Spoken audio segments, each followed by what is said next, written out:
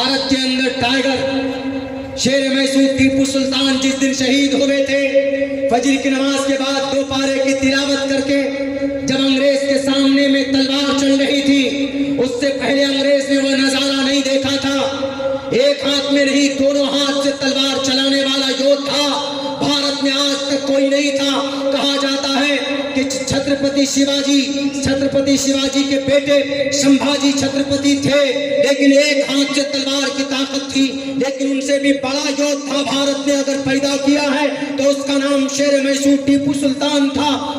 اس کی وجہ یہ تھی کہ ڈیلی ایک پارہ تلاوت کرتے تھے تو ایک ہاتھ میں تلوار تھی۔ جس دن شہید ہونے والے ہیں اس دن 2 پارے کی تلاوت کر کے نکلے تو اللہ نے دونوں بازوؤں میں ایسی طاقت دی کہ انگریز کو جھکنا پڑا وہاں پر۔ میرے بھائیو، دل صاحب کی شاعری اور نعمت اللہ رحمانی آپ کے بھی شعر حاصل کر رہا ہے کہ ذکر اور فکر کے لمحات سے خوشبو آئی۔ پہلی مرتبہ دل صاحب کی موجودگی میں یہ شعر پڑھ رہا ہوں کہ ذکر اور فکر کے لمحات سے خوشبو آئی، آقا آپ کی بات پہ ہر بات سے خوشبو آئی۔ ماشاءاللہ، یہ معجزہ ہے یا کرشمہ یا کرامت ہے کوئی، میں نے قرآن چھوا ہاتھ سے خوشبو آئی۔ بھائی ماشاءاللہ ماشاءاللہ، حضرت مولانا ثناء اللہ صاحب بیٹھے ہوئے ہیں، ثناء اللہ رحمانی صاحب کی دعا لیتے ہوئے آج کی اس اسٹیج پر مقدس علماء کرام کا ایک عظیم الشان قافلہ موجود ہیں، با اخلاق، مؤدب، مہذب، تہذیب یافتہ لوگ بیٹھے ہیں۔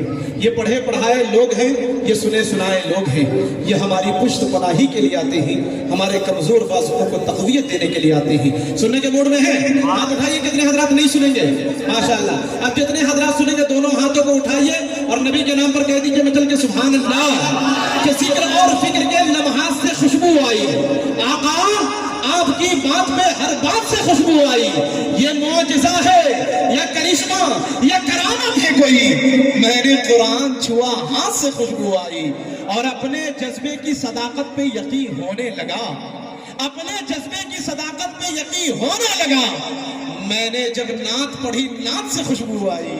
اپنے جذبے کیا کہیں گے؟ جی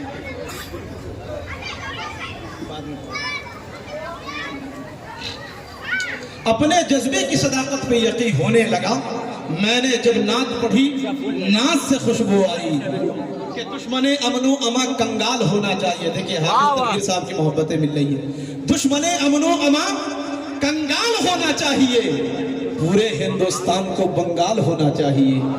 دشمن امن و اما، جو حال ہے یہاں کا وہی حال دیکھ کر، ہر شخص کو یہاں خوشحال دیکھ کر، کولکاتہ کی مٹی میں ہے پیار کی خوشبو، ارے دل خوش ہو گیا ہے میرا بنگال دیکھ کر۔ کولکاتہ کی مٹی میں ہے پیار کی خوشبو۔ اب آئیے دوستوں، کچھ لوگ اپنی پہچان آپ ہوا کرتے ہیں، ان کا تعارف ان کا کلام ہوتا ہے، ان کی تعریف ان کی تقریر ہوتی ہے، ان کی صلاحیت کا اندازہ ان کے گفتگو ہی سے ہو جاتا ہے۔ اس لیے حضرت شیخ سعدی علیہ الرحمہ فرماتے ہیں، تا مرد سخن نگفتہ باشد عیب و ہنرش نہفتہ باشد، کہ جب تک آدمی بات نہیں کرتا ہے تو اس کا ہر عیب و ہنر پوشیدہ رہتا ہے۔ ایک ایسے ہی خطیب ہمارے اس اسٹیج پر موجود ہے، ہماری اس فہرست میں موجود ہیں، جنہیں دنیا عالمی شہرت یافتہ خطیب، محبوب العلماء، خطیب العصر جناب حضرت مولانا عبداللہ سالم صاحب قمر چترویدی ارریاوی سے معتبانہ درخواست کرتے ہیں ان مصروں کے ساتھ ان کا استقبال کہ ہم مسلمان ہیں، حق بات سنا دیتے ہیں، ہم مسلمان ہیں، حق بات سنا دیتے ہیں، ملک و ملت کے جوانوں کو سزا دیتے ہیں، ہم کو آتی نہیں اس ملک میں دہشت گردی، ہم تو وحشی کو بھی انسان بنا دیتے ہیں، اور ہم لوگ کلمہ توحید پہ ایمان رکھ کر کافروں کو بھی مسلمان بنا دیتے ہیں۔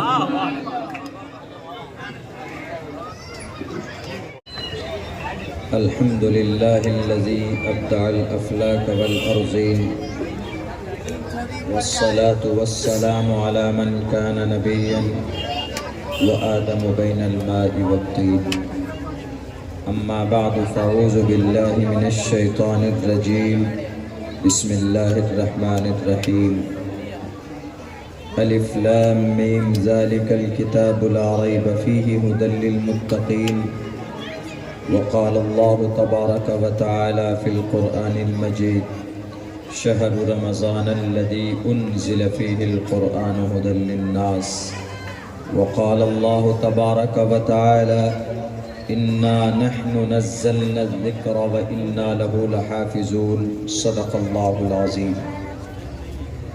قال رسول الله صلى الله عليه وسلم إن الله يرفع بهذا الكتاب أقواما ويضع به الآخرين. وقال النبي صلى الله عليه وسلم خيركم من تعلم القرآن وعلمه أو كما قال النبي عليه الصلاة والسلام.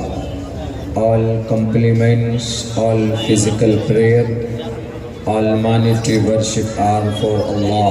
Peace be upon you, O Prophet.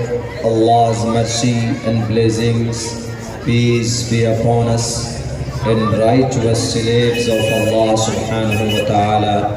I bear witness that no one is worthy except of Allah subhanahu wa ta'ala. In the name of Allah, the most gracious, the most merciful, my Lord, expand me my breast is my task for me. Remove the impediment from my speech so they may understand what I say. Yatha vayum samashrite sarva jivante jantavaha तथा ग्रस्तामा वर्तते इतारा शरामा. रुद्रवो गिरीवाश्रयित पिशाच अवब्रह्मा द्विषो जहित्वं तूर्यतरुष्यतः सत्यं विभाजनी. बहुनाम जन्मनामन्ते ज्ञानवान् मां प्रपद्यते वासुदेवः सर्वमिति समहात्मा सुदुर्लभः. उदारा सर्व एवैते ज्ञानी तात्मेव मयमथम् आस्थितः सहि युक्तात्मा मामेवावुत्तमां गतिम्. स्टेज पर तशरीफ फरमा मुअज़्ज़ज़ उलमाए कराम और इस जलसे दस्तार बंदी की निस्बत पर तशरीफ लाने वाले, जमा होने वाले हमारे गयूर मुसलमानों, अपने घरों में पर्दे में बैठकर जलसे को सुनने वाली हमारे समाज के इज़्ज़तदार माँ और बहनों, ये जलसा कुरान की निस्बत पर मुनाकिद किया जा रहा है। कुरान अल्लाह का कलाम है, इसमें कोई शक नहीं है। हम सीना तान कर ये बात कह सकते हैं कि कुरान अल्लाह का कलाम है, ये किसी इंसान का लिखा हुआ कलाम नहीं है। यही फ़र्क है कुरान में दुनिया की और मजहबी किताबों में। दुनिया में बहुत सारे मजहब हैं, उनके मानने वाले हैं, उनकी मजहबी किताबें हैं, मगर उनमें सबसे मुमताज़ और नुमाया मकाम रखने वाली कोई किताब है तो इस किताब का नाम कुरान पाक है, कुरान करीम है। इसलिए कि दुनिया में जो भी मजहबी किताब है, उन किताबों से आप पूछेंगे, उन ग्रंथों से अगर आप पूछेंगे कि तुम्हारे पास आसमानी होने की कोई दलील है, तुम मजहबी ग्रंथ हो, तुम ईश्वर अल्लाह गॉड का कलाम हो, तो तुम्हारे पास कोई प्रूफ है, आप दुनिया के किसी भी ग्रंथ से पूछ लीजिए, वो आपको ओपन लफ्ज़ों में नहीं बता पाएगा। लेकिन कुरान बताता है, कुरान अपनी क्वालिटी भी बताता है, कुरान अपना इंट्रोडक्शन भी कराता है, कुरान इस ज़मीन पर किस लिए आया वो भी बताता है, और कुरान करीम कहाँ पर आया, कैसे आया, वो सब कुछ बताता है। दुनिया के अंदर, भारत के अंदर सनातनी हैं हमारे हिंदू भाई, उनके ग्रंथ 4 हैं, मजहबी ग्रंथ, ईश्वरीय ग्रंथ 4 हैं। ऋग्वेद है, यजुर्वेद है, सामवेद है, अथर्ववेद है। उसके बाद क्रिश्चियन है, क्रिश्चियन को ले लीजिए, दुनिया में नंबर 1 पर सबसे बड़ा मजहब क्रिश्चियन की किताब है, मता है, बरकस, لوقا، یوحنا، برنیاس، 4 ہی ابھی استعمال میں ہیں، برنیاس استعمال میں نہیں ہے. جن کو اس کے بعد ان سے پہلے حضرت موسیٰ کی کتابیں لے لیجئے، تالمود، عہد جدید، عہد قدیم، توریت کا دوسرا نام، اور بائبل انجیل کو بنا کر ان دونوں کتابوں کو ملا کر، یعنی توریت اور انجیل کو، توریت اور انجیل کو عہد جدید، عہد قدیم، یعنی کرسچن اور یہودی کی مذہبی کتابوں کو ملا کر آج کی تاریخ میں ہم بائبل بولتے ہیں. ان بائبل سے بھی پوچھئے کہ آپ کے پاس ایشور اللہ کے کلام ہونے کی دلیل تو ہے، لیکن آپ صحیح شکل میں موجود ہیں یہ نہیں بتا سکے. کیوں؟ کیونکہ وہ کتابیں اللہ کی طرف سے نازل ہوئی ہیں حضرت موسیٰ پر، حضرت عیسیٰ پر. کرسچن اور یہودی عیسیٰ اور موسیٰ کو مانتے ہیں، کرسچن نصارہ عیسیٰ کو مانتے ہیں. 3 بڑے فرقے ہیں ان کے، کیتھولک، آرتھوڈاکس، سلطانیہ. سلطانیہ تو مفقود ہے، لیکن کیتھولک اور آرتھوڈاکس یہ 2 مکتب فکر کے لوگ عیسائی دھرم میں کثرت سے پائے جاتے ہیں، اور ان کی گرنتھ اور ان کی ایشوریہ اوتھینٹک شاستر جو ہے وہ بائبل ہے. حضرت موسیٰ کے ماننے والوں کو یہودی کی تعداد پوری دنیا میں صرف 1.5 کروڑ ہے. حضرت موسیٰ کو مانتے ہیں، یہ ان کی گرنتھ ہے عہد قدیم، عہد جدید، توریت، تالمود جنہیں ہم بول دیتے. لیکن وہ بھی اللہ کی طرف سے نازل تو ہوئی تھی، لیکن ان کے مذہبی پیشواؤں نے ان میں اپنی مرضی کے حساب سے، اپنی پسند کے حساب سے ان کتابوں کے اندر تبدیلی کر دی. اسی لیے وہ کتابیں آج اس شکل میں نہیں ہیں کہ ہم ان کو کہہ سکیں کہ موجودہ کتاب اللہ کی طرف سے نازل کی گئی ہے. صرف ایک کتاب رہ جاتی ہے، آواستہ ہے، دساتیر ہے، یہ بھی کتابیں ہیں. اور پھر عیسائی سکھوں کی کتاب بھی، جین مذہب کی بھی کتاب ہے، آواستہ سکھوں کی کتاب.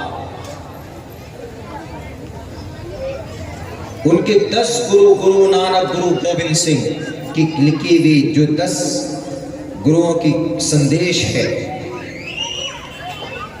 آدی گرنتھ میں ان کا شمار ہوتا ہے. ان کے یہاں بھی تفصیل نہیں ہے کہ وہ کتابیں ایشور کی نہیں ہے، کیونکہ گرو نے لکھی ہے تو گرو کی کتاب ہے. دنیا کی کوئی بھی کتاب اپنا مقام مرتبہ نہیں بتا سکتی. اگر کوئی کتاب اپنا مقام و مرتبہ بتاتی ہے تو وہ اللہ کا کلام. آپ پوچھئے قرآن سے کہ تم کس کا کلام ہو، کہاں سے آئے، آپ کا سوال ختم نہیں ہوگا کہ اللہ کا قرآن کہے گا وَإِنَّهُ لَتَنزِيلُ رَبِّ الْعَالَمِينَ، میں رب کا کلام. آپ اسی قرآن سے پھر سوال کیجئے کہ why did you come from sky to the earth، زمین پر آسمان سے کس لیے آنا ہوا، مقصد کیا ہے تمہارا آنے کا اس زمین پر. تو قرآن کہے گا شہر رمضان الذی انزل فیہ القرآن ھدی للناس، انسانوں کی ہدایت کے لیے آیا. قرآن سے پوچھئے کہ قرآن تم آئے کیسے زمین پر. نزل بہ الروح الامین، جبرائیل امین کے ذریعے سے 23 سال کی قلیل مدت پہ اس زمین پر مجھے اتارا گیا. قرآن تمہاری جگہ کون سی ہے، تم اترے کہاں پر، جب آسمان سے آئے تو جگہ کون سی. نزل علی قلبک، جناب محمد الرسول اللہ صلی اللہ علیہ وسلم کے قلب اطہر پر اتارا گیا ہو. قرآن تم چاہتے کیا، اگر تم کو کوئی مانے تو کیا ہوگا اس کا، تم پر کوئی وشواس رکھے، بلیو رکھے تو کیا ہوگا. اللہ کے نبی کی حدیث کہتی ہے ان اللہ یرفع بهذا الكتاب اقواما، اللہ نے اس قرآن سے قوموں کو سربلند کیا، اور اسی کتاب کو چھوڑنے کی وجہ سے، اس قرآن سے رشتہ توڑنے کی وجہ سے بہت سے قوم، بہت سے لوگ اس زمین پر ذلیل اور رسوا بھی ہوئے ہیں۔ قرآن تمہارے اندر جو احکامات ہیں، تمہارے اندر جو پیغامات ہیں، ان پر عمل کرنے سے کیا ہوگا؟ من اطاع اللہ ورسولہ فقد فاز، وہ انسان کامیاب ہوگا جو قرآن، حدیث، اللہ اور اس کے رسول کی باتوں کو مانے گا، اتباع کرے گا، تو ڈیفینیٹلی وہ کامیاب ہوگا۔ یہ قرآن ہے، یہ قرآن کا چیلنج ہے۔ رگ وید سے سوال کر دیجئے کہ ایشوریہ گرنتو ایشوانی ہو کہاں لکھا؟ نہیں بتا سکتے۔ بائبل سے پوچھئے، آج کے بائبل سے نہیں۔ اور پھر دنیا کی ساری کتاب بدل دی گئی، قرآن نہیں بدلی گئی۔ قرآن بدلا نہیں گیا آج تک اسی صورت میں، اسی شکل میں۔ کیوں؟ توریت زبور کو بھی تو اللہ نے نازل کیا ہے، لیکن توریت زبور تو بدل دیے گئے۔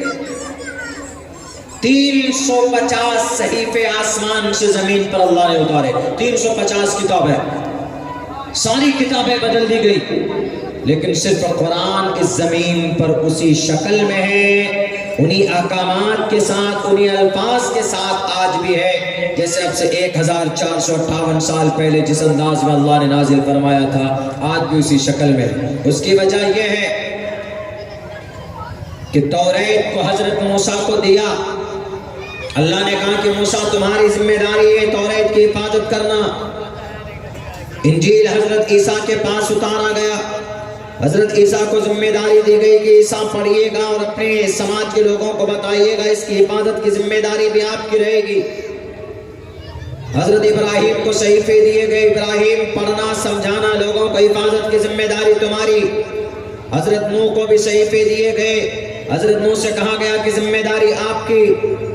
لیکن جب قرآن کی باری آئی تو اللہ تبارک و تعالیٰ نے کہا کہ اے محمد قرآن تو اتار رہا ہوں آپ پر، پڑھیے گا صرف آپ، لیکن اس کی حفاظت کون کرے گا؟ تو اللہ تبارک و تعالیٰ فرماتا ہے کہ آپ پڑھیے گا بے فکر ہو کر، یہ قرآن کو میں اتار رہا ہوں، ہم اتارتے ہیں اس قرآن کو، ہم نازل کر رہے ہیں اس قرآن کو، اور اس کی حفاظت ہماری ذمہ داری ہے۔ اور کتابوں کی ذمہ داری نبیوں کے لیے، رسول کے لیے، لیجئے ذمہ داری آپ کی حفاظت کی۔ لیکن جب قرآن کی باری آئی تو اللہ نے قرآن کی حفاظت اپنے سر پر لے لی ہے۔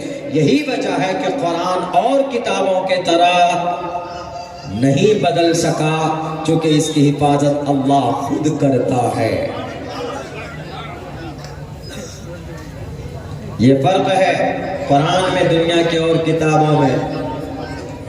کچھ نفرتی چنتو نئے نئے قانون لاتے اور کہتے دیکھو ہم نے قرآن کو بدل دیا۔ خود بدل جاتے ہیں، خود بدل جاؤ گے، ہسٹری گواہ۔ ملک شام کا پریزیڈنٹ چلا تھا قرآن میں تبدیلی کرنے کے لیے، بشار الاسد، شام میں جگہ نہیں ملی، ابھی بھاگا ہوا ہے، رشیا میں بیٹھا ہوا۔ اس نے کیا تبدیلی کی تھی؟ اس نے کہا تھا کہ اچھا اللہ کی تعریف کہاں قرآن میں دکھائے گا کہ قل هو اللہ احد اللہ الصمد لم یلد ولم یولد ولم یکن له کفوا احد۔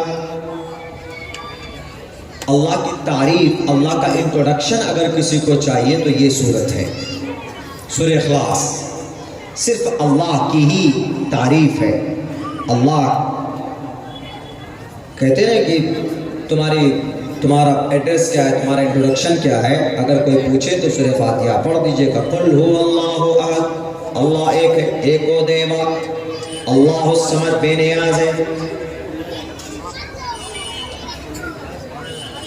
کوئی اس کا شریک نہیں، وہ کسی کا باپ نہیں، اس کی کوئی اولاد نہیں، وَلَمْ يَكُنْ لَهُ كُفُوًا أَحَدٌ، اس کا کوئی ہمسر نہیں، تنہا، he is only alone، the one and only۔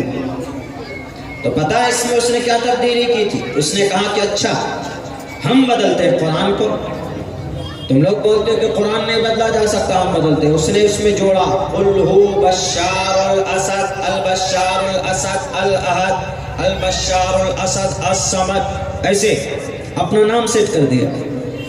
صرف سورہ اخلاص میں نہیں بلکہ پورے قرآن میں کوشش کی انہوں نے بدلنے کی۔ اللہ کی طرف سے ایسی لاٹھی برسی ہے اس کمبخت کے اوپر، ابھی 2 مہینہ پہلے اس کی گدی بھی گئی، اس کی کرسی بھی گئی، اور اس کو بھاگنا پڑا ملک شام چھوڑ کر کے رشیا میں جا کر اپنی جان کی حفاظت کی دعائی دے رہا ہے، پناہ مانگ رہا ہے۔ قرآن کو کوئی نہیں بدل سکتا، نہ ان کے الفاظ کو بدل سکتا، نہ ان کے معنی کو کوئی بدل سکتا۔ اسی لیے جہاں قرآن پڑھایا جاتا ہے بڑی بابرکت جگہ، ہم لوگ تو اہمیت نہیں دیتے۔ مولانا صاحب، حافظ صاحب، قاری صاحب، بلکہ آج کل تو کہتے ہیں کہ ارے بچے کو حافظ بنائیں گے تو زیادہ سے زیادہ 10,000 روپے کمائے گا، دنیا میں ان کو عزت اور شہرت نہیں ملے گی۔ غلط عقیدہ، غلط خیال۔ دنیا میں آپ کس کو سمجھتے، کس کے بارے میں مقام و مرتبہ، کس کو عزت دیتے ہیں آپ؟ جو ڈی ایم بنا ہے آپ اس کو کہتے ہیں کہ جج ہے، یہ کلکٹر ہے۔ کوئی سی ایم بنا تو آپ ان کے سامنے سر جھکاتے ہو، کوئی بڑا ڈاکٹر بنا تو آپ ان کو خدا مانتے ہو، یا کوئی بڑے عہدے پر کوئی ادیوگ پتی ہے، کوئی بڑا کاروباری ہے، کوئی بڑا تاجر ہے تو آپ ان کو عزت اور سمان دیتے ہو دنیاوی اعتبار سے۔ یہ رواج اور رسم بن چکا ہے۔ ٹھیک ہے، ان کو ان کے عہدے کے حساب سے ان کو عزت ملنی چاہیے، لیکن شاید آپ نہیں جانتے ان تمام سے بڑھ کر اگر کسی کا مقام و مرتبہ ہے تو ایک عالم دین کا مرتبہ ہے، ایک حافظ قرآن کا مرتبہ ہے۔ اللہ کے نبی نے پوری اللہ کے نبی کی حدیث اٹھا کر دیکھ لیجئے، کسی کے اندر بھی یہ نہیں کہا کہ جو سی ایم ہوگا تو اس کو بڑا عہدہ، جو پردھان منتری ہوگا تو اس کو بڑا عہدہ، جو ڈی ایم صاحب ہوگا، کلکٹر ہوگا، کارپوریٹر ہوگا، مکھیا ہوگا، سرپنچ ہوگا، ممبر ہوگا تو اس کے لیے بڑے بڑے عہدے نہیں۔ اللہ تبارک و تعالیٰ نے واضح لفظوں میں جناب محمد الرسول اللہ صلی اللہ علیہ وسلم کی زبانی کہلوایا، اے نبی آپ بتا دیجئے دنیا کے ان لوگوں سے جو حافظ قرآن کو، عالم دین کو حقارت کی نگاہ سے دیکھتے، ان کو عزت نہیں دیتے، ان کو اپنے پاس بٹھانا گوارا نہیں کرتے، ان کو سمان نہیں دیتے ان کے شان کے حساب سے، انہیں بتا دیجئے کل قیامت میں سارے ادیوگ پتی، سارے ترم خواہ جب نفسی کے عالم میں مبتلا ہوگا تو اس وقت اگر کسی کی گردن اونچی ہوگی، اس وقت اگر کسی کو پاور اور مقام ہوگا، مرتبہ ہوگا تو ایک حافظ قرآن کا ہوگا۔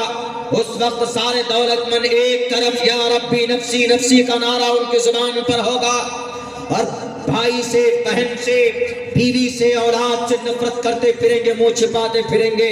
اگر اس خطرناک اور ہولناک گھڑی میں اگر کوئی خوش ہوگا اور کسی کو اگر اس وقت پاس ملا ہوا ہوگا، آج اگر کہیں کوئی پروگرام ہوتا ہے آپ کو پاس مل جائے تو آپ بڑے خوش ہوتے ہو کہ دیکھو میرے پاس VIP پاس مل گیا ہے، ہم اب آسانی کے ساتھ میں شارٹ کٹ سے جائیں گے اور وہاں پر ہمارا سمان ہوگا۔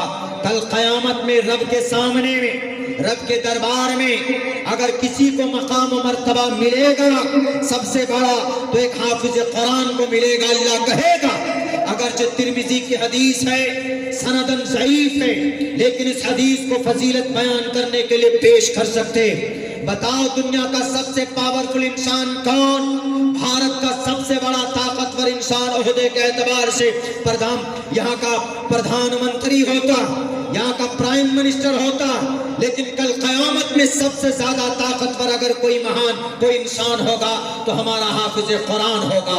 اللہ تبارک و تعالیٰ کہے گا، اے حافظ تو نے ایک مدرسے کے اندر میں قرآن کریم کو اپنے سینے میں محفوظ کیا تھا، تمہارا کوئی مقام و مرتبہ نہیں تھا دنیا میں تمہیں کوئی عزت نہیں دیتا تھا، آج میں تمہیں عزت اور سمان دیتا ہوں، جاؤ۔ سب تو لائن میں کھڑے ہیں لیکن تمہارا مقام و مرتبہ اتنا بڑا ہے کہ تم 10 آدمیوں کو جہنم سے اٹھا کر जन्नत में ले जा सकते हो। जाओ, जैसे दुनिया में कुरान पढ़ते थे, आज कुरान पढ़ता जा और जन्नत की सीढ़ियों में चढ़ता जा। ये मकाम एक हाफिज कुरान का होगा। मरना है कि नहीं मरना? सबको मरना, ऑल मस्ट टू डाई।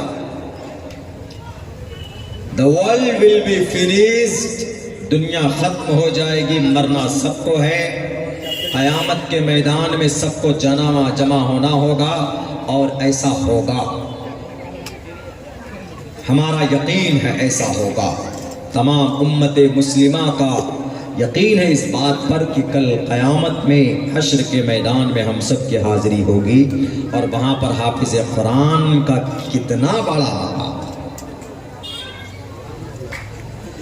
मन क़रा हरफ़न मिन किताबिल्लाह फलहु बिही हसनतुन, जो कुरान के एक हर्फ को पढ़ता 10 नेकियां अता फरमाया जाता, जो अटक कर पढ़ता तो 20 नेकियां दी जाती है। दुनिया की किसी किताब को पढ़ने पर कोई नेकी नहीं। हमारे हिंदू भाई पढ़ते हैं, गायत्री मंत्र पढ़ते हैं, भजन करते हैं, हनुमान चालीसा पढ़ते हैं, पुण्य कमाने के लिए नहीं पढ़ते कि उनको पुण्य मिलेगा। पढ़ते हैं, आदेश है, उपदेश है। अगर भूत प्रेत परेशानी से बचना हो तो हनुमान चालीसा पढ़ते हैं। जय हनुमान ज्ञान गुण सागर, जय कपीसते लोक उजागर, रामदूत अतुलित बलदामा, अंजनी पुत्र पवन सुतनामा। उनका कॉन्सेप्ट है, उनका अकीदा यही है कि अगर कोई परेशानी आए तो परेशानी से निकलने के लिए हनुमान चालीसा पढ़ते हैं। उनके अकीदे के हिसाब से हो भी सकता है कि भाई उनको कुछ रिलीफ मिले ना मिले, उनके अकीदे की बात है। लेकिन आप अगर सूरह फातिहा पढ़ते हैं या एक हर्फ पढ़ते हैं, अल्हम्दुलिल्लाहि रब्बिल आलमीन अर्रहमानिर रहीम मालिकि यौमिद्दीन इय्याका नअबुदु व इय्याका नस्तईन इहदिनस सिरातल मुस्तकीम सिरातल लज़ीना अनअमता अलैहिम गैरिल मग़ज़ूबि अलैहिम वलद्दाल्लीन, अल्हम्दुलिल्लाहि रब्बिल आलमीन अर्रहमानिर रहीम मालिकि यौमिद्दीन अर्रहमानिर रहीम मालिकि यौमिद्दीन इय्याका नअबुदु व इय्याका नस्तईन इहदिनस सिरातल मुस्तकीम इहदिनस صراط الذين أنعمت عليهم غير المغضوب عليهم ولا الضالين۔ قرآن اتنے طریقے سے پڑھا جاتا ہے۔ آپ نے نیکی، آپ نے قرآن کے حرف سنے، آپ کو بھی نیکی ملی اور مجھے ایک حرف پر 10 نیکی ملی ہے، یعنی اتنے ثواب قرآن پڑھنے پر۔ دنیا کی کسی بھی کتاب کے پڑھنے پر ثواب نہیں ہے، پنیہ نہیں ہے، قرآن کے پڑھنے پر ثواب۔ یہ وہ کتاب ہے۔ لوگ کہتے ہیں کہ مولانا حافظ بن جائے گا تو 10,000 روپے کمائے گا۔ ہم بچوں کو حافظ نہیں بنائیں گے، اسکول بھیجیں گے۔ ارے اسکول بھیجیں گے منع نہیں ہے، اسلام منع نہیں کرتا، آپ اسکول بھی بھیجیے۔ ہمیں ڈاکٹر بھی چاہیے، ہمیں وکیل بھی چاہیے، اور سچ پوچھے تو چاہیے۔ آج کے زمانے میں ضرورت ہے، ہمیں وکیل کی بھی ضرورت ہے، ہمیں ڈاکٹرز کی بھی ضرورت ہے۔ آج کوئی کیس اگر چلا جاتا ہے مدرسے کا کورٹ میں تو ہمارے وکیل نہیں کہ ہمارا مدرسے کا کیس لڑے۔ کل چل کر کے ہو سکتا ہے کہ کسی کی نیت پکڑے، مدرسہ دارالسلام کے اندر آ جائے، ارے یہاں تو آتنکواد پیدا ہے، یہاں تو آتنکواد کی تعلیم ہوتی ہے۔ جیسے ابھی ہوا 3 روز 4 روز پہلے صوبہ مہاراشٹر کا ایک بہت بڑا تعلیمی ادارہ جامعہ اشاعت العلوم اکل کنواں، وہاں باہر کے کوئی شیخ آ کر رہتے تھے، تو آپ شیخ پر کارروائی کرو، اگر مجرم ہیں ان کو پکڑیے، جو بھی قانونی پروسیس ہے ان کے اوپر لاگو کیجئے نا۔ مدرسے کی کیا غلطی ہے؟ پورے مدرسے کو بند کرنا چاہتے ہو، پورے مدرسے کو سیز کرنا چاہتے ہو۔ آج تک اس مدرسے سے ایک بھی دکھا دے ریکارڈ کے اندر، اگر آپ کا انٹیلیجنٹ اتنا مضبوط ہے، ایماندار ہے، دکھا دیجئے کہ بھارت کے ایک جامعہ اشاعت العلوم اکل کنواں نہیں، پورے بھارت، پورے صرف صوبہ اتر پردیش میں 23,500 مدرسے ہیں، صوبہ بنگال کے اندر بھی کئی ہزار مدرسے ہیں۔ آپ دکھا دیجئے کہ کسی بھی مدرسے میں، کسی بھی مدرسے سے پڑھ کر نکلنے والا حافظ قرآن عالم دین آتنکواد بنا ہو، کسی کا مرڈر کیا ہو، کسی کا قتل کیا ہو، آپ نہیں بتا سکتے، نہیں دکھا سکتے۔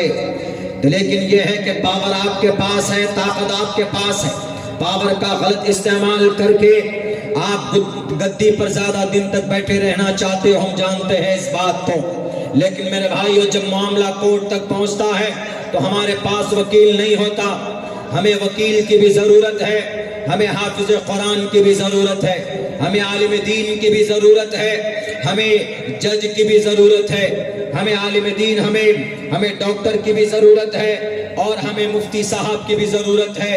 ہمیں اس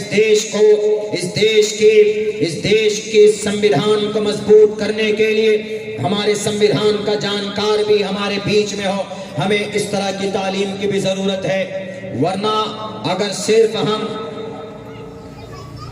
ان چیزوں پر اگر دھیان نہیں دیں گے تو آپ کو پتا نہیں، آپ کے کیس لڑنے والے کوئی نہیں ہوں گے۔ ایک جگہ کا معاملہ تھا، لڑکی نان مسلم اور وہ لڑکی مسلم بنی، لڑکا مسلمان تھا اپنی مرضی سے، کیس ہوا کورٹ میں تو کوئی وکیل اس کا کیس لڑنے کے لیے تیار نہیں تھا۔ کیوں؟ ہم یہ کیس نہیں لڑیں گے، اوپر سے ہمارے خداؤں کی طرف سے پریشر ہے۔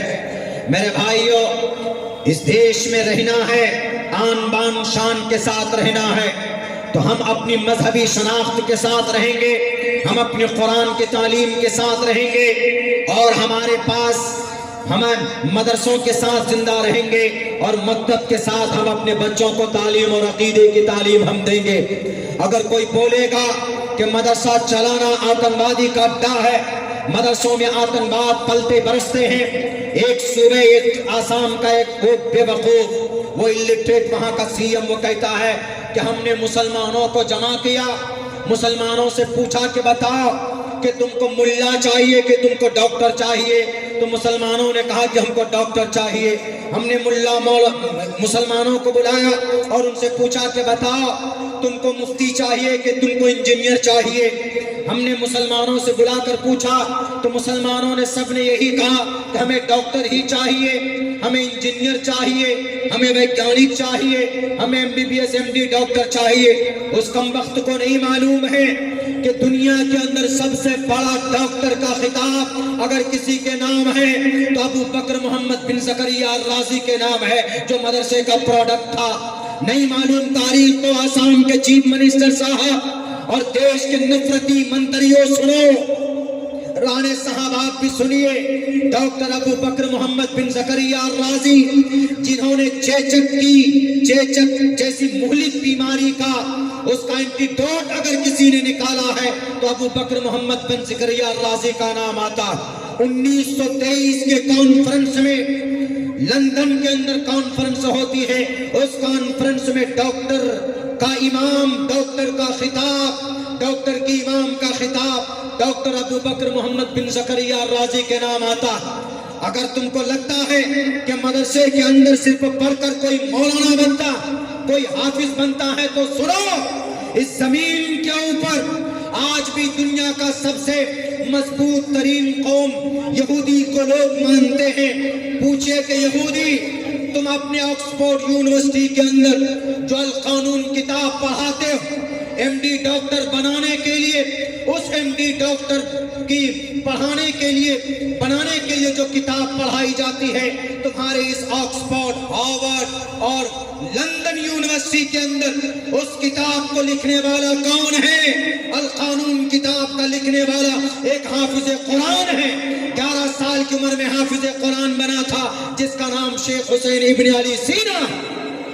وینس پلانٹ ہمارے سولر سسٹم کے اندر 8 اور 9 پلانٹ ہیں، ان میں سے جوپیٹر ہے، یہ چندرما ہے، سورج ہے اور وینس ہے، اس طرح مرکری ہے۔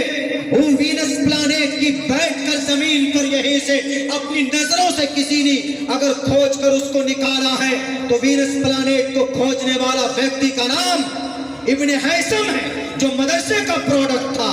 چشمہ بنانے والا، یہ کیمرے کی ایجاد اور کیمرے کے اندر لینس بنانے والا اس مرد مجاہد کا نام ابن حیثم ہے، جس کی کتاب دا نالج اور آپٹکس آج بھی انگریز پڑھ کر اس کے اوپر ریسرچ کر کے ترقی کرتے۔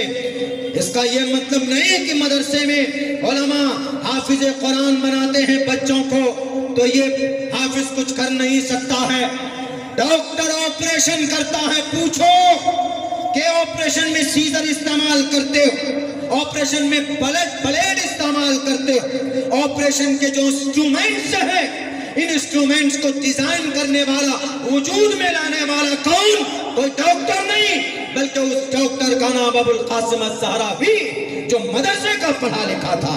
आओ मदरसा बंद करो, इन मदरसों की क्या कुर्बानी तुम भूल गए हो।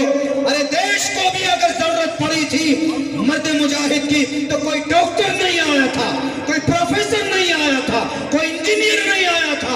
उस वक्त अगर अंग्रेज के सामने में सीना तान कर कोई मर्द मुजाहिद खड़ा था, तो शेखुल इस्लाम हुसैन अहमद मदनी खड़ा था। अगर इस देश को आजाद करने के लिए बरतानिया की धरती पर जाकर अंग्रेजों से बहस करने वाला कोई मर्द मुजाहिद था, तो उसका नाम मौलाना मोहम्मद अली जौहर था। इस देश को आजाद करने के लिए माल्टा के अंदर 4 साल तक कैद मशक्कत की सजा काटने वाला कोई मर्द मुजाहिद था, तो उसका नाम शेखुल हिंद मौलाना महमूद हसन देवबंदी रहमतुल्लाहि अलैह था। इस देश को आजाद करने के लिए अगर जिहाद के फतवे की जरूरत पड़ी है, तो उस फतवे को लॉन्च करने वाला कोई मर्द मुजाहिद था, तो कोई डॉक्टर, इंजीनियर, पायलट नहीं, बल्कि शाह अब्दुल अजीज मुहद्दिस देहलवी था। पता ये चला कि अगर हमारे उलमा न होते तो देश भी आजाद नहीं होता, तुम गद्दी पे बैठे हुए नहीं होते। नाला तो ये तो हमारे मदरसे की एक झलक है। आज जो हम लोग 1 2 3 4 5 6 7 8 9 1 ऐसा लिखा जाता है ना, 1 अंग्रेजी में, 2 अदद में जो लिखते हैं। बताइए इस आदत में लिखने के लिए किसने बताया? मोहम्मद बिन मूसा अल ख्वारज़मी मदरसे का प्रोडक्ट था। अंग्रेज तो अभी आए तालीमी मैदान। हमारे बच्चे जो स्कूल में पढ़ते हैं, क्या पढ़ते? मैथ पढ़ते, साइंस पढ़ते, केमिस्ट्री पढ़ते। केमिस्ट्री का बानी कौन? जाबिर इब्न हय्यान। केमिस्ट्री का बानी, इसको बदल दिया, पहले नाम अलकीमिया था। बताइए मदरसों में इलीगेशन। अरे मदरसों से क्या होगा? मदरसे में डॉक्टर नहीं मिलेगा, पायलट नहीं मिलेगा, इंजीनियर नहीं मिलेगा। मदरसे के बच्चे इतनी मेहनती होते हैं। I have spend 14 years completely in अ मदरसा। 2 साल के अंदर मैंने 2 साल के अंदर हाई स्कूल, नर्सरी से लेकर हाई स्कूल तक की तालीम मैंने 2 साल के अंदर कंप्लीट की। आओ कौन सा स्कूल वाला आते हो जो गर्व करता है मदरसों को, जो डेमोरलाइज करता है? मैं सबको चैलेंज नहीं कर रहा हूँ कि नहीं मदरसों में कुछ होता ही नहीं, मदरसों में सिर्फ अल्लाह रसूल। अरे वो मकसद है जिंदगी का हमारा। Why Allah created the mankind of the world? किस मकसद से अल्लाह ने इस जमीन पर इंसानों को पैदा किया? इबादत के लिए किया कि नहीं किया? वमा खलक़तुल जिन्न वल इंसा इल्ला लियअबुदून। इंसान और जिन्नात को रब ने पैदा किया अपनी भक्ति और अपनी इबादत के लिए। हम अगर कुरान और शरीयत पर मर मिटते हैं तो सिर्फ उसकी वजह और उसका मकसद सिर्फ यह है कि अल्लाह राजी हो जाए। बस हम अल्लाह को राजी करना चाहते, और दूसरा कोई मकसद नहीं है। सुन लो। और रही ये बात कि हम मॉडर्न एजुकेशन, ये दुनियावी तालीम के ताल्लुक से इस्लाम ने मना नहीं किया। अभी देखिए इतनी सारी बातें जो तारीखी लोग थे, उनमें से मैंने चंद 5-6 का नाम आपके सामने हमने लिया। ये जो ऑर्गेनिक दवाई है, जड़ी बूटी की दवाई, इस दवाई की खोज किसने की? जुनैद बगदादी। इन्होंने किताब लिखी, किताबुल अदविया। 500 जड़ी बूटी, 500 दवाई के नाम। ये 1.5 आंख वाले बाबा जी पतंजलि वालों नहीं, बल्कि ये हमारे लोगों के सर है और सिरे जाता बहरक है। तो हम अगर कुरान और हदीस पर फोकस करते हैं, तो चूंकि कुरान हमारा मकसद है, शरीयत के लिए हम पैदा किए गए, हमारी वजह से शरीयत नहीं बनी, बल्कि शरीयत की वजह से हम बने। अल्लाह ने साफ वाज़ेह कर दिया कि तुम्हें भक्ति के लिए पैदा किया जा रहा, और भक्ति आदमी ईश्वर की जब ही कर सकता है जब ईश्वर के बारे में जाने, तभी कर सकता, वरना गलतफहमी का शिकार हो जाएगा। जब तक ईश्वर के बारे में जानेगा नहीं, ایشور کون ہے، کہاں رہتا ہے، کیسے ہے، کیا ہے؟ تو کیسے ایشور کی بھکتی کرے گا؟ جیسے اللہ کے بارے میں مسلمان جانے گا نہیں کہ اللہ کون ہے، وہی اللہ، غیر از اللہ، اللہ کون ہے، کہاں رہتا ہے، کتنے اللہ ہیں، تو بدعقیدگی کا شکار ہو جائے گا۔ تو اسی لیے عقیدہ سمجھانے کے لیے، بتانے کے لیے ہمارا سب سے پہلے مکتب اور مدرسہ، ہم سب سے پہلے اس اللہ کے بارے میں جاننا چاہتے ہیں جس اللہ نے منی کے ناپاک قطرے سے خوبصورت انسان بنایا، ہم اس اللہ کو جاننا چاہتے ہیں۔ اور پھر اللہ کو جاننے کے لیے، جاننا کوئی غلط بات نہیں ہے، اچھی بات ہے۔ گیتا کے اندر ایک بہت اچھی بات کہی گئی، بہونام جنمنا منتے گیان مان مام پرپتیتے واسودیوا سرومتی سمہاتما سدرلمہ ادارا سروے ویتے گیانی تاتمے ومئی متما ستھتا سیوکتاتما مامے وامتمام گتیم۔ اس زمین پر اگر کوئی مہان بنتا ہے تو گیان سے بنتا ہے، اور کسی ویکتی کے اندر اگر ایشور کا گیان آ جائے تو گویا وہ ایشور ہے۔ ایشور کا گیان ہے تو ایشور ہے، میں نہیں کہہ رہا ہوں، گیتا کہہ رہی، کتنی اچھی بات کہہ رہی ہے۔ یعنی جو گیانی ہوتے ہیں ایشور کے، ان کو سمان دو، ان کو عزت دو۔ اس سے ہم یہ رزلٹ بھی نکال سکتے ہیں کہ جو عالم دین ہے، جو حافظ قرآن ہے، ان کو سمان دیجئے، ان کو عزت دیجئے۔ جو مدرسہ چلاتے ہیں ان کو سپورٹ کیجئے۔ اگر یہ مدرسہ بند کر دیں، تالے لگا دیں، 20 سال کے بعد جو بچہ آج موبائلوں میں ہے، یہ خدا کو چھوڑ کر 1 کروڑ خدا کی عبادت کرنے پر مجبور ہوگا، دیکھ لیجئے گا۔ اس لیے ایشور کی بھکتی کے لیے ایشور کو جاننا ضروری ہے۔ مسلمان حج کرنے جائے گا، حج کے احکام اور ان کے فرائض اور ارکان کو جاننا ضروری ہے، ورنہ وہ یہ سوچے گا کہ چلو ہم حج کرنے جا رہے ہیں، یا لوگوں کے مال کو بیمانی کر لے گا، کسی کی زمین ہڑپ لے گا، یا کسی کا پیسہ لے کر نہیں دے گا اور کہے گا کہ نہیں ہم حج کرنے جا رہے ہیں، وہاں پر کعبۃ اللہ کے غلاف کو پکڑ کر ہلائیں گے اور وہاں پر حجر اسود کے قریب میں جا کر دعا کریں گے اور اللہ ہمارے تمام گناہوں کو معاف کر دے گا۔ غلط سوچ۔ حقوق اللہ معاف ہو سکتا، حقوق العباد معاف نہیں ہو سکتا۔ آپ 70 مرتبہ حج کر لو۔ ایسے ہندو بھائیوں کے لیے بھی، جیسے اتر پردیش میں بھی ایک بہت بڑا کمبھ کا میلہ چل رہا ہے، اس میں ایک ہوڑ آ گیا ہے، ارے چلو پاپ دھل جائے گا گنگا میں اسنان کرنے سے۔ میرے ہندو بھائیوں، یہ غلط کانسیپٹ ہے۔ گنگا اسنان کرنے سے پاپ نہیں دھلتا ہے۔ جیسے حج کرنے سے مسلمانوں کے حقوق العباد معاف نہیں ہوتے ہیں، حقوق اللہ اگر اللہ چاہے تو معاف کر سکتا، وہ جب ہی کرے گا معاف جب آپ سچے دل سے توبہ کریں گے۔ حقوق العباد، حقوق اللہ کیا ہے؟ آپ نے نماز نہیں پڑھی، آپ کو احساس ہوا، آپ نے آنسو کے قطرے بہائے، اللہ کے سامنے روئے گڑ گڑائے، تو اللہ ہو سکتا معاف کر دے، نہیں بھی کر سکتا، معاف بھی کر سکتا۔ زکوٰۃ نہیں دی، روزے نہیں رکھے، آپ نے اور بھی جو تھے، آپ نے حقوق العباد، حقوق اللہ کے تعلق سے آپ نے جو کام نہیں کیے، آپ نے توبہ استغفار کیا، ممکن ہے کہ اللہ معاف کر دے۔ لیکن حقوق العباد، بندے کا حق، کسی کو مارا، کسی کو برا بھلا کہا، کسی کو زبان سے تکلیف دی، کسی کا 1 روپے بیمانی کر لیا، رشوت کی تھیلی دو کر کسی کی دکان کو اپنے بنا لیا، کسی کی زمین پر ناجائز قبضہ کر لیا، 70 مرتبہ حج کر لیجیے، 70 مرتبہ۔ بلکہ آپ کی موت ہو کر آپ جنت البقیع میں دفن ہو جائے۔ جنت البقیع میں کیا میں 1 قدم اور آگے بڑھاؤں، روضہ اقدس کے نیچے حضرت ابو بکر، عمر اور اللہ کے نبی کے قریب میں آپ کو دفنا دیا جائے، تب بھی اللہ آپ کے گناہوں کو معاف نہیں کرے گا۔ کیوں؟ اللہ نے ضابطہ بنا دیا ہے، اگر دنیا میں کسی کی بےمانی کرو گے، کسی کو تکلیف دو گے، تو کل قیامت میں تمہیں نیکیوں سے تمہیں اس کی بھرپائی کرنی پڑے گی۔ اگر اس شخص نے معاف نہ کیا تو علماء بیٹھے ہیں، پوچھ لیجئے گا، اتدرون من المفلس؟ اللہ کے نبی کی پوری حدیث ہے۔ اللہ کے نبی نے پوچھا کہ ذرا بتاؤ صحابہ، میری قوم کا مفلس کون ہے؟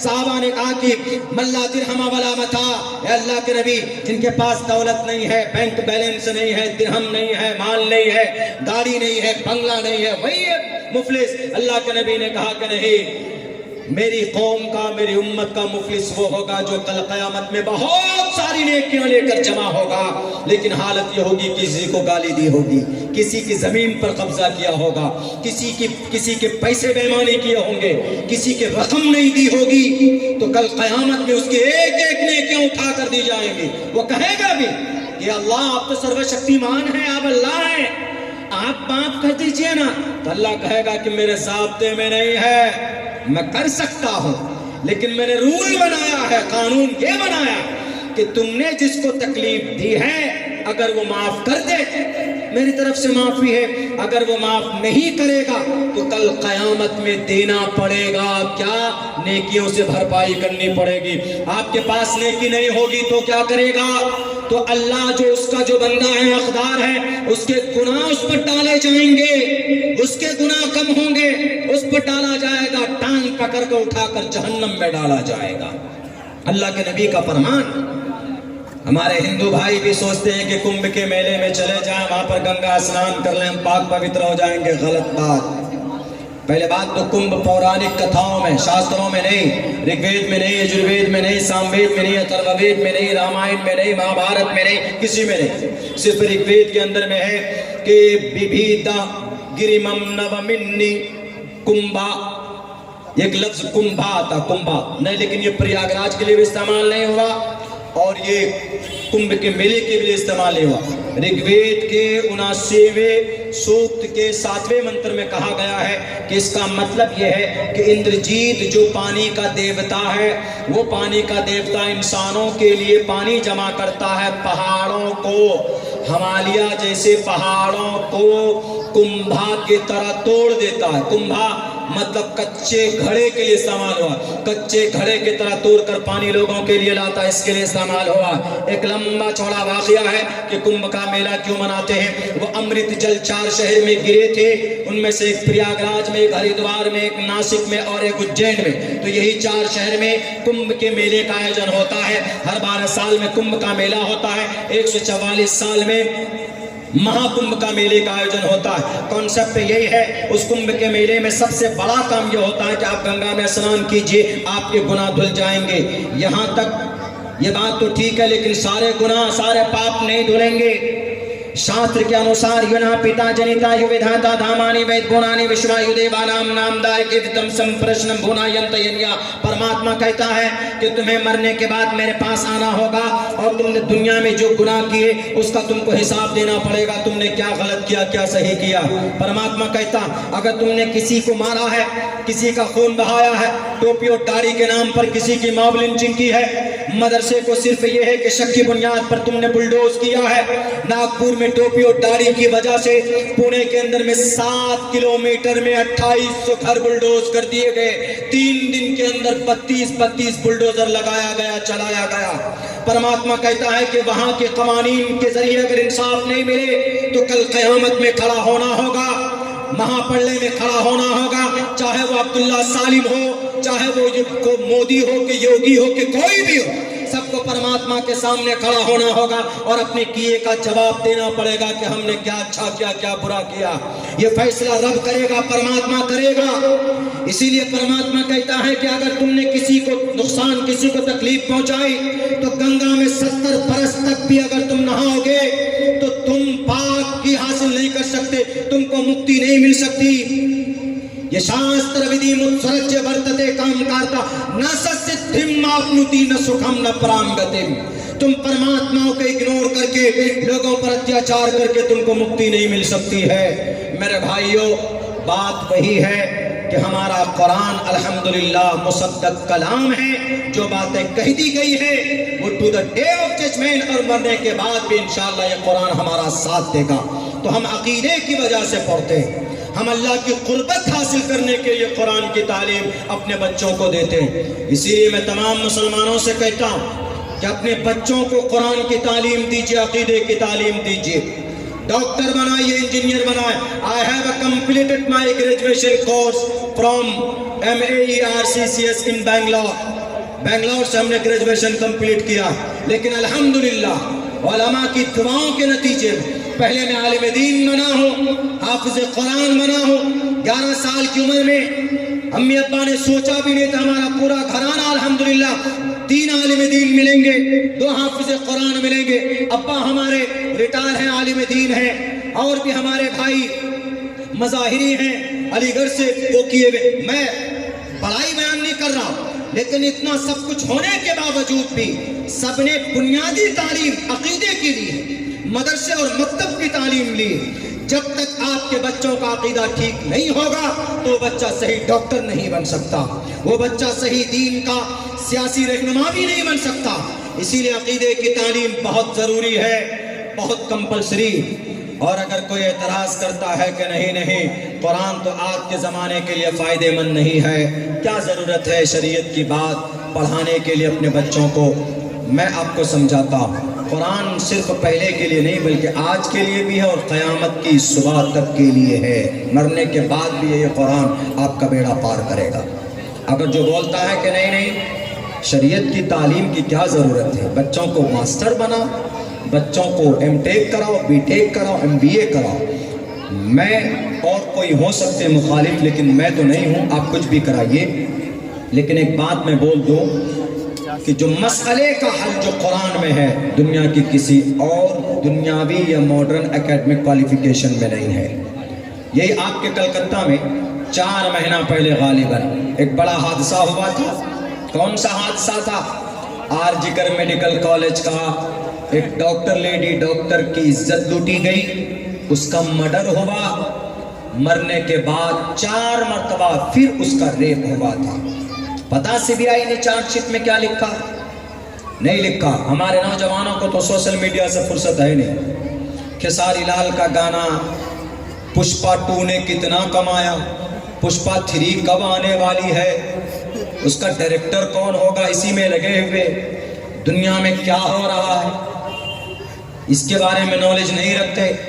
آپ کے پاس جو ینتر اور تنتر ہے یہ موبائل، یہ آپ کے لیے یوزفل بھی ہے اور ہارمفل بھی ہے۔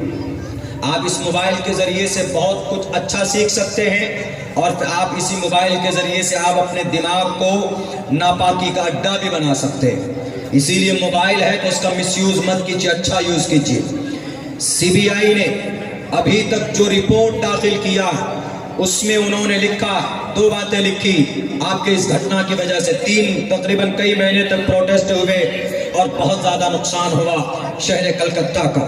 اس میں جو 2 باتیں لکھی میں وہ بتانا چاہتا ہوں۔ ان دونوں باتوں کا تعلق اللہ کے نبی کی زندگی سے ہے، قرآن سے ہے، شریعت سے ہے۔ سی بی آئی آفیسر جانتا ہے، بتائیے اس کو سمجھ میں آ گئی بات، لیکن نفرتی چنٹوؤں کو قرآن کی بات سمجھ میں نہیں آ رہی۔ انہوں نے کیا لکھا؟ انہوں نے لکھا کہ اگر وہ گارڈ، وہیں کا گارڈ تھا غالباً جس نے ایسا کیا، کہا کہ اگر اس گارڈ نے شراب نہ پی ہوتی تو وہ گارڈ ریپسٹ نہ ہوتا، مرڈرر نہ ہوتا اور وہ آج جیل میں نہ ہوتا۔ اس نے یہ بات ظاہر کہ اپنے نوٹ میں لکھا، نوٹ میں وہی رکھ دیجئے۔ انہوں نے لکھا کہ اگر وہ گارڈ شراب نہ پیتا تو آج وہ مرڈرر نہ ہوتا، ریپسٹ نہ ہوتا، اور وہ ڈاکٹر اہانا، ریل نام کچھ اور وہ ڈاکٹر اہانا اگر وہ اس رات میں اکیلی نہ ہوتی تو آج وہ زندہ ہوتی۔ ان دونوں باتوں کا تعلق کس سے ہے؟ قرآن سے ہے کہ نہیں ہے؟ اللہ کے نبی کی جیونی سے ہے کہ نہیں ہے؟ ذرا بتا دو ان نفرتی چنٹوں سے جو لوگ کہتے ہیں کہ آج قرآن پڑھ کر کیا بھلا ہوگا۔ آج پورے بھارت میں ہر علاقے میں، ہر کونے میں 1 منٹ میں 45 بچی کا رجسٹرڈ ریپ ہوتا، یعنی وہ ریپ رجسٹری ہوتی ہے، 45 بچیوں کی عزت لوٹی جاتی ہے پورے بھارت کے اندر آج کی تاریخ میں۔ اگر اس ریپ کو، اس زنا کو کنٹرول کرنا ہو، ان میں سے اکثر ریپ اور زنا کے واردات شراب کی وجہ سے ہوتے، شراب اور نشے کی وجہ سے۔ آر جگر میڈیکل کالج میں جو ہوا ہے اس کی بھی بنیادی وجہ شراب ہے، اور شراب کے بارے میں سب سے زیادہ تاکید اور سب سے زیادہ سختی دنیا کے کس دھرم میں ہے؟ مذہب اسلام میں ہے۔ دنیا کے کسی دھرم نے شراب کو اتنی شدت کے ساتھ منع نہیں کیا ہے جتنے اسلام نے کیا۔ اللہ کا قرآن کہتا ہے انما الخمر والمیسر والانصاب والازلام رجس من عمل الشیطان۔ انما الخمر، بے شک شراب، والمیسر والانصاب، بت پرستی، اور پھر بہت سارے خرافات اس کے اندر میں، جوا، انما الخمر والمیسر والانصاب، شراب، جوا اور بت پرستی اور پھر وہ قرآن اندازی کے تیر زمانے جاہلیت میں پائے جاتے تھے. اس کی تفسیر اس کی وضاحت کا وقت نہیں ہے. لیکن شراب سب سے پہلے کہا کہ رجس من عمل الشیطان، شیطان کا عمل ہے.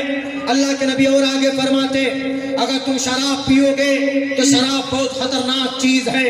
شراب پینے کے بعد ہر ناممکن کام ممکن ہو جاتا، یعنی اس کو کرنا آسان ہوتا. آج ذکر میڈیکل کالج میں وہ آدمی، وہ جلاد، وہ ظالم، وہ مرڈرر، وہ ریپسٹ، اس لڑکی کو، اس ڈاکٹر اہانہ کی نائٹ شفٹ تھی، وہ ماں باپ کی اکلوتی اولاد تھی. اس کا ماں کا فون آتا ہے کہ بیٹی تم کہاں ہو، گھر کیوں نہیں آئی؟ وہ کہتی ہے کہ ماں میں صبح کو جاؤں گی، میری نائٹ شفٹ ہے. وہ ظالم وہیں پر بیٹھا ہوا سنتا. آج تو محترمہ اکیلی ہے، چلو آج کچھ الگ کیا جائے، انجوائمنٹ ہونا چاہیے. وہ اپنے روم میں جاتا ہے، 5 بوتل شراب پیتا ہے، 5 بوتل. وَلَا تَشْرِبِ الْخَمْرَ فَإِنَّهَا مِفْتَاحُ كُلِّ شَرٍ. کسی نبی نے، کسی قوم کے دھرم گرو نے، کسی مہا پرش نے اتنی شدت کے ساتھ شراب کی پینے پر منع نہیں کیا، پابندی نہیں لگائی جتنی میرے نبی پاک علیہ الصلوۃ والسلام نے جتنی شدت کے ساتھ اس کو منع کیا. جو کہ نبی جانتے ہیں، نبی فرماتے ہیں کہ شراب برائیوں کی کا اڈا ہے، جڑ ہے. شراب پینے کے بعد بیوی پر ہاتھ اٹھانا آسان، شراب پینے کے بعد دوستوں کو گالی دینا آسان، شراب پینے کے بعد ماں کو الٹا سیدھا کہنا آسان، شراب پینے کے بعد کچھ بھی غلط کام کر سکتے ہیں. اور شراب پیتے ہیں اپنی قیمتی رقم کو خرچ کر کے. جب تک شراب میں بندہ رہتا ہے مومن نہیں رہتا. علماء بیٹھے ہیں، میں تو ایک طالب علم ہوں. اللہ کے نبی کی حدیث ہے بخاری اور مسلم کی، لا یشرب الخمر حین یشرب وهو مومن. شراب کا ایک قطرہ حلق میں اترتا ہے تو ایمان انسان کی، مومن کی دل سے نکل جاتا. اور بعض محدثین نے اس کی وضاحت بھی کی، اگر شرابی حالت نشہ میں موت ہو جائے تو وہ کفر کی حالت میں مرے گا، کیونکہ ایمان اس کے اندر تھا ہی نہیں. اس لیے شراب گندی چیز ہے. وہ آدمی 5 بوتل شراب پیتا اور رات کو 3 بجے اس ڈاکٹر کے پیچھے جاتا. وہ ڈاکٹر اکیلی رات کو 3 بجے کانفرنس ہال میں جا کر لیٹ جاتی. وہ جا کر اس کے پاس چھیڑتا، دروازہ بند کر دیتا، اس کو چھیڑنے لگتا. وہ ڈاکٹر اپنی جان بچانے کی کوشش کرتی ہے تو اس پر اپنا رعب جمانے کے لیے زور سے تھپڑ مارتا. اس کا چشمے کا شیشہ ٹوٹ کر اس کی آنکھ میں گھستا، اس کی آنکھ پھوٹ جاتی. یہ سی بی آئی نے اپنی رپورٹ میں لکھا ہوگا، میں کوئی اخباری بات نہیں کر رہا. میں نے اس کرائم برانچ کے ان کے چارج شیٹ کو ہم نے پڑھا ہے، آپ بھی پڑھ سکتے ہیں. میرے بھائیوں، اسی پر بس نہیں کیا. جب وہ عورت قابو میں نہیں آ رہی تھی تو اس نے زور سے اس کی کلائی کو مروڑا، اس کی ہاتھ، اس کی کلائی توڑ دی اس ظالم نے، اس حیوان نے. یہ کوئی انسان نہیں کر سکتا، یہ حیوان کر سکتا. اور انسان حیوان بنتا ہے شراب کی وجہ سے. اور شراب پر شدت سے اگر کسی نے اسٹینڈ لیا، کسی نے منع کیا، اسی قرآن نے منع کیا، اسی شریعت نے منع کیا، اسی مدرسے میں پڑھانے والوں نے شراب کی برائی کو لوگوں کے سامنے وضاحت کے ساتھ بیان کیا. جب اس پر بھی وہ اس کا من نہیں بھرا، اس کے ساتھ ریپ کرتا تو پہلی مرتبہ میں اس کی موت ہو جاتی. جب پہلے مرتبہ میں ایگزسٹ کرتی ہے وہ دفاع کرتی ہے کہ میری جان بچ جائے، تو وہ نیچے لٹا کر گھٹنے سے اس کی ریڑھ کی ہڈی توڑتا ہے، مر جاتی ہے. مرنے کے بعد 4 مرتبہ ریپ ہوتا ہے، 4 مرتبہ ریپ ہوتا ہے.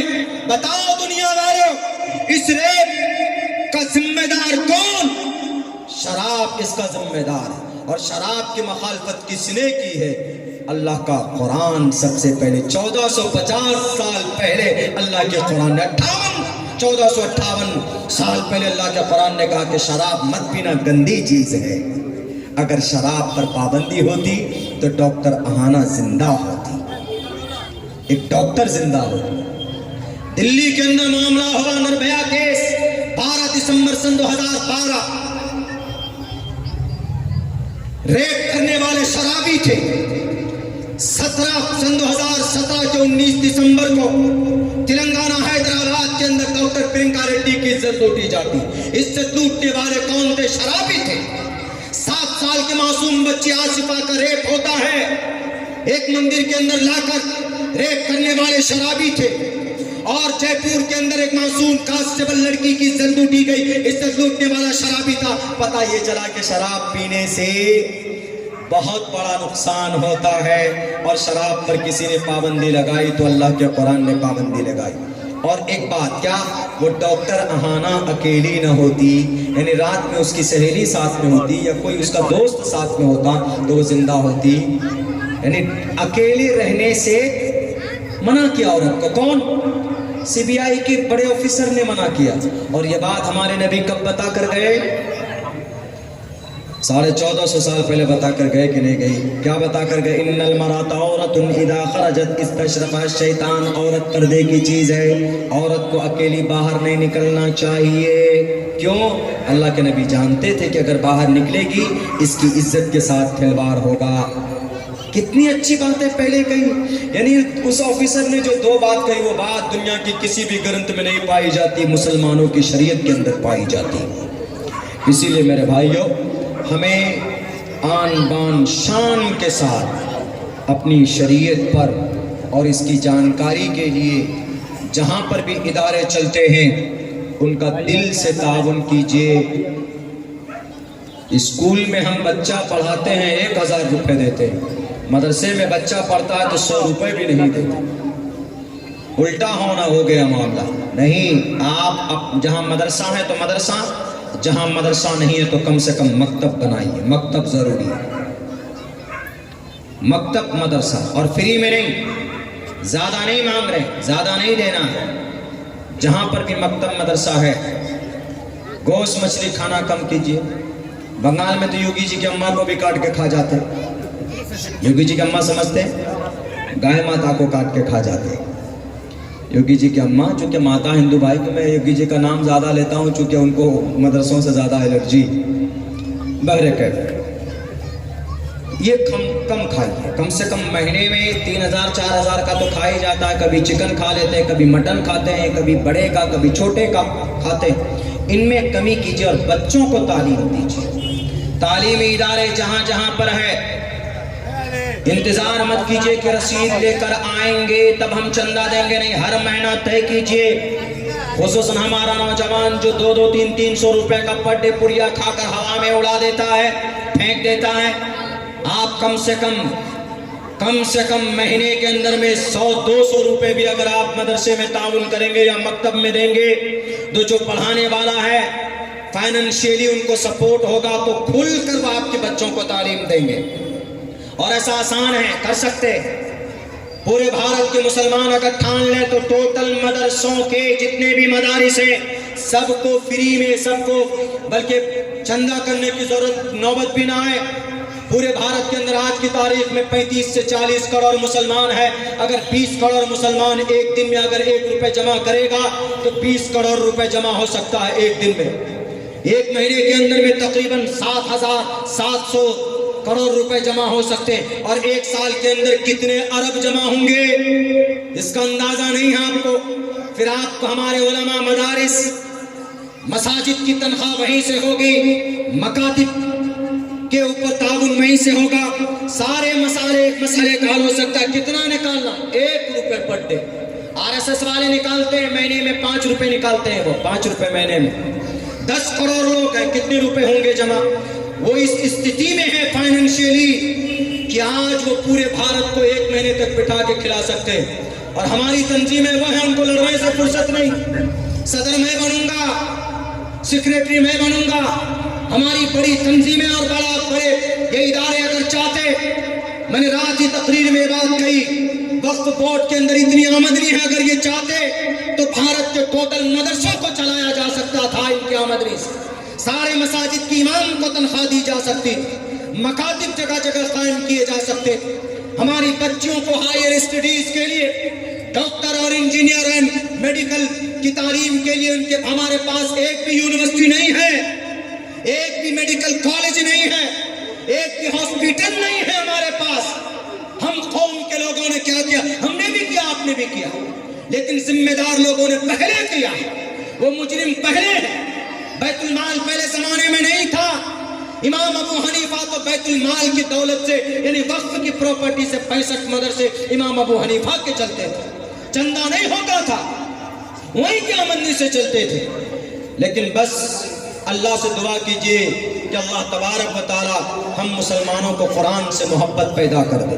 मुसलमानों, आज भी कुरान से मोहब्बत अगर हो जाए हमें और आपको, अल्हम्दुलिल्लाह आज भी अल्लाह की मदद उतर सकती है। उतरी है ना कहाँ पर? एक वाक़या मुख्तसर सा, बल्कि खबर, न्यूज़ NI का और BBC का एक आर्टिकल मैं आपके सामने 2-3 मिनट में पेश करता हूँ, उसके बाद अपनी जगह लेता हूँ, क्योंकि शायद 12 बजे तक ही प्रोग्राम है। जो टाइमिंग हो प्रोग्राम का उसी हिसाब से दीजिए, किसी को बोलने का मौका ही मत दीजिए कि अरे मौलाना लोग तो 12 बजे के बाद भी करते हैं, नहीं होना चाहिए। एक मुख्तसर 466 दिन हो गए, 466 दिन। कहाँ पर? सरजमीन गज़ा पट्टी में, दुनिया की दूसरी सबसे बड़ी सुपर पावर ताकत। एक तरफ कौन? इसराइल। 466 दिन तक उन्होंने बमबारी की, 18,500 बच्चे शहीद कर दिए और तकरीबन टोटल मिलाकर अनऑफिशियली 87,000 लोगों को शहीद किया। एक भी मस्जिद नहीं छोड़ी, एक भी मदरसा नहीं छोड़ा, एक भी घर सही सूरत में नहीं छोड़ा। उन्होंने एकदम बिल्कुल मलिया मेट कर दिया, जमींदोज सबको। एक तरफ इतनी बड़ी ताकत है कि अगर उसके मुल्क के ऊपर से कोई परिंदा भी पर मारे तो वो उसको भी ट्रैक कर कर मारने की सलाहियत रखते हैं, आयरन डोम जिनके पास है। और एक तरफ गजा पट्टी में निहत्थे लोग हैं, उनके पास क्या है? उनके पास कुरान है, उनके पास मदरसा था, उनके पास मस्जिद थी, उनके पास नमाज, उनके पास रोज़ा। लेकिन मेरे भाइयों, जब से हमला शुरू हुआ तब से उन्होंने कैंपों में अपने बच्चों को हाफिज कुरान बनाना शुरू किया। पिछले 466 दिन में 52,000 हाफिज कुरान बने, जंग और तोप के गोलों के साए में बने। और जिन 5,000 नौजवानों ने अंग्रेज को झुकाया, इसराइल को झुकाया, जंगबंदी का ऐलान किया, और हमारे 5,000 गजा पट्टी के 5,000 नौजवानों ने नहीं कहा कि हमें माफ कर दीजिए, गलती हो गई, नहीं। इसराइल का आर्मी चीफ आकर के कहा कि हम तुमसे जंग नहीं जीत सकते, हम सीज फायर करना चाहते हैं। तो उन 5,000 नौजवान जो लड़ रहे थे उन्होंने क्या कहा? जंगें बंद होगी, हम भी नहीं चाहते हैं जंग, लेकिन हमारी शर्तों के हिसाब से जंगबंदी का ऐलान होगा। तो उनकी शर्तों के हिसाब से, उन 5,000 नौजवानों की शर्तों के हिसाब से जंगबंदी का ऐलान किया गया।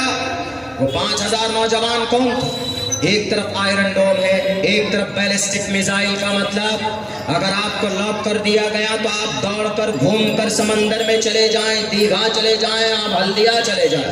अगर आप जमीन में घुस जाएंगे तो वहां पर भी घुस करके वो मिसाइल मारता है, उसी का नाम बैलिस्टिक मिसाइल है, जिसको टारगेटेड किलिंग मिसाइल बोलते हैं। भारत के अंदर ये मिसाइल भी बनाने वाला एक कुरान का आशिक, कुरान की तिलावत करने वाला एक डॉक्टर APJ अब्दुल कलाम था, जिसने भारत को टारगेटेड बैलिस्टिक मिसाइल बना करके दिया।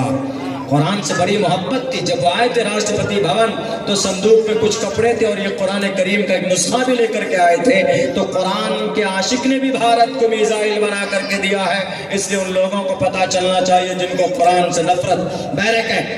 तो इस टेक्नोलॉजी के सामने में 5,000 नौजवानों ने सीना तान कर मुकाबला किया।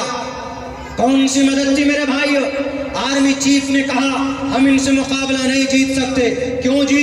पता नहीं, शाम तक जंग होती है और शाम को बड़े गंदा हाल हो जाते हैं, ये अधमरे हो जाते हैं। लेकिन जब रात गुजारते हैं, रात में हम जंग बंद कर देते, सुबह हर दिन फिर पगड़ी बांध कर आते हैं और फिर पूरी ताकत के साथ लड़ते हैं। इनको रात में ताकत आती कहाँ से?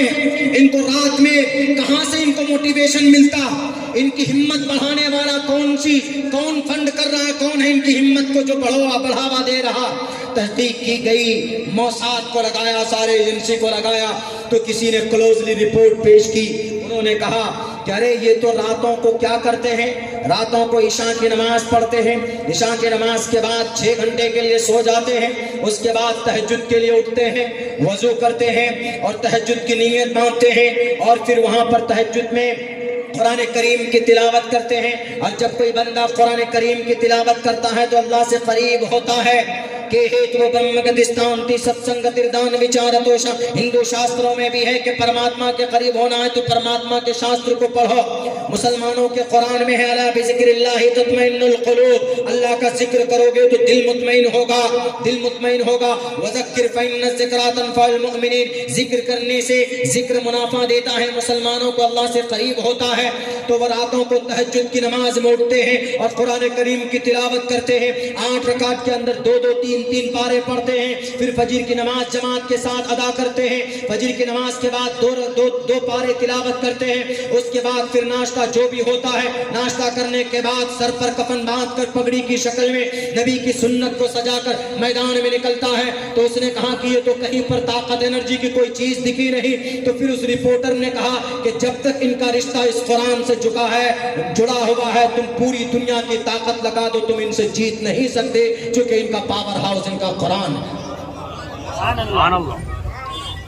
भारत के अंदर टाइगर शेर मैसूर टीपू सुल्तान जिस दिन शहीद हुए थे, फजर की नमाज के बाद 2 पारे की तिलावत करके जब अंग्रेज के सामने में तलवार चल रही थी, उससे पहले अंग्रेज ने वह नजारा नहीं देखा था। एक हाथ में नहीं, दोनों हाथ से तलवार चलाने वाला योद्धा भारत में आज तक कोई नहीं था। कहा जाता है कि छत्रपति शिवाजी के बेटे संभाजी छत्रपति थे, लेकिन एक हाथ से तलवार की ताकत थी। लेकिन उनसे भी बड़ा योद्धा भारत ने अगर पैदा किया है तो उसका नाम शेर मैसूर टीपू सुल्तान था। उसकी वजह यह थी कि डेली 1 पारा तिलावत करते थे तो एक हाथ में तलवार थी। जिस दिन शहीद होने वाले हैं उस दिन 2 पारे की तिलावत करके निकले तो अल्लाह ने दोनों बाजुओं में ऐसी ताकत दी कि अंग्रेज को झुकना पड़ा वहां पर। मेरे भाइयों, आज भी कुरान में पावर है, आज भी पावर है। कुरान से रिश्ता तो मजबूत कीजिए। गाना सुनने में मस्त मगन रहते हैं लेकिन कुरान की तिलावत नहीं। कुरान पर रिश्ता मजबूत कीजिए। अल्लाह तबारक व तआला ने बड़े बड़े तुर्रम खाक और सुरमाओं को इस कुरान के सामने झुकाया। बहरकैफ कुरान की तालीम के लिए मकतब ज़रूरी है, मदरसा ज़रूरी है। जहाँ पर भी उनको फाइनेंशियली मदद कीजिए। अल्लाह तबारक व तआला आपको अजर अदीम अता फरमाएगा। बहुत बहुत शुक्रिया अराकीन जलसा का, हज़रत मोहतमिम साहब का, उनकी पूरी टीम का कि आप सब ने इस नाचीज़ को बुलाया। मैं दिल से शुक्रगुज़ार हूँ, तो शुक्रिया अदा करता हूँ। अस्सलामु अलैकुम व रहमतुल्लाहि व बरकातहू।